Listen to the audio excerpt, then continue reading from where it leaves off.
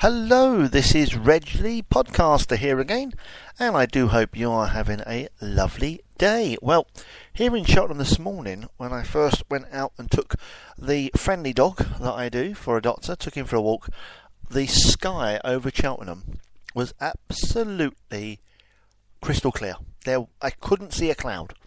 Not even a wisp. I mean, there might have been a tiny wisp, but I genuinely couldn't see a cloud anywhere. It's starting to cloud over now, which I don't really want it to, and I will explain why. Well, as it was such a nice day, because we've had a rather horrible week, and I think most of the country has, of rain, heavy showers, and so I've not been down the allotment. Well, today I have. Dun dun dun. Basically, I was semi-dreading it because, as some of you know, and some of you may not know, it's a new allotment, and I'm testing out the no-dig method. I don't think it's going to work brilliantly, but we're giving it a go.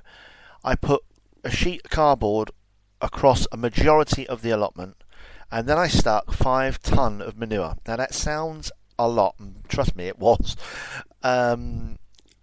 And it's 2 or 3 inches of manure across all the cardboard, which at the top end, near the greenhouse, has already gone. It's already rotted away. It's amazing. But the weeds, those notorious things, basically are growing through it. I think in the respect of doing the no-dig method, i.e.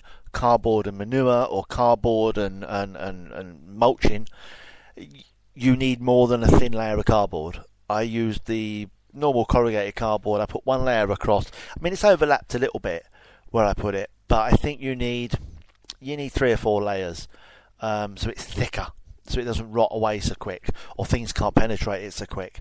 And then obviously the manure on top. But I went down there with all sort of, fears and nerves and, oh my God, what am I going to see? And I got to be honest, when I got there, I was quite surprised. The allotment actually wasn't as bad as I thought. I expect to get down there and find weeds growing all over the place. Because obviously, putting the manure on the ground is great because it feeds the ground and helps grow the vegetables next year and so on. That's lovely. But of course, in the meantime, it also feeds the weeds. So it does have a backfire. So when I got there and found out that the weeds that had come through when I last went down, I'd only grown a little bit, and there was a little bit of grass, and it was patchy. But I mean, it wasn't really, really bad. I was really, really pleased. But I was going to try and do organic, but to be honest, I may be able to do that in a few seasons' time. But at the moment, because of the weeds, because it's new, and because I've got a plot next to me that hasn't been done, I'm in a no-win scenario. So I've had to bite the bullet, and I don't mind. I mean, it would have been great. I'm going to try and do it as much organic as I can, but I had to bite the bullet. So to help myself out, I have used weed killer over the weeds that were coming through. Now I have got one end which I'm growing in, and what's good news, a couple of my onions are coming up. I've got some green shoots, the thicker shoots, so I know they're the onions. So that's lovely to see.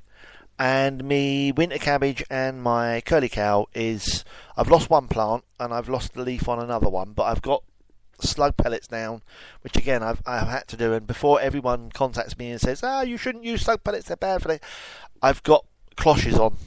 They're under net cloches, so the birds can't get to them. They're not within reach of the birds or the animal or the cats. And by the time I take those off, they'd have gone. So it has already got rid of one slug, but I think it's primarily keeping the slugs away. I think the weather has helped me. The sudden cold snap, and the wet. I mean, the rain doesn't really help. But it has dropped in temperature. The actual lowest temperature in the greenhouse was 2 degrees, 2 and a bit.